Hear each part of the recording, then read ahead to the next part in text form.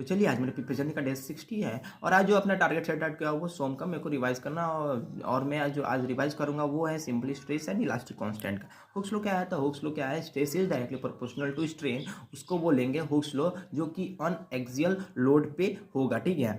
और एग्जेप्शन देखते हैं हुक्स लॉ क्या है। तो हुक्स लॉ का एग्जेप्शन है कि मटेरियल इज होमोजीनियस, आइसोट्रॉपिक और लीनियर इलास्टिक, ठीक है। होमोजीनियस क्या है कि होमोजीनियस है कि उसका जो प्रॉपर्टी होगा, किसका प्रॉपर्टी होगा? तो मटेरियल का जो प्रॉपर्टी होगा वो क्या होगा? सेम होगा, और वो जो डायरेक्शन होगा वो गिवन डायरेक्शन में जा सकता है। आइसोट्रॉपिक है कि isotropic material is said to be isotropic if the represent same elastic property in any direction at a given point. बोल रहा है कि उसका जो मटेरियल का प्रॉपर्टी होना चाहिए वो सेम है, बट जो डायरेक्शन हो ना वो होना चाहिए वो गिवन डायरेक्शन में जा सकता है, ठीक है।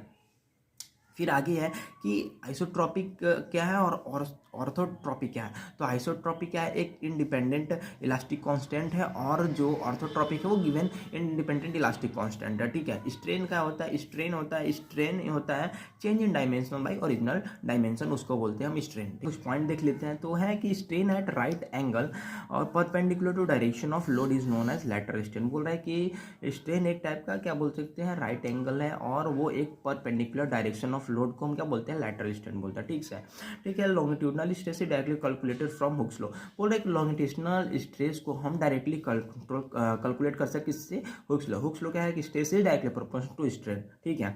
It's longitudinal strain it's tensile then lateral will be compress and vice versa. बोल रहा है कि एक लॉन्गिट्यूडनल स्ट्रेस में टेंसाइल स्ट्रेस आएगा और लैटरल स्ट्रेस में क्या आएगा? कंप्रेसिव स्ट्रेस आएगा। चलिए आपको वीडियो पसंद, लाइक शेयर सब्सक्राइब। तब तक के लिए जय हिंद।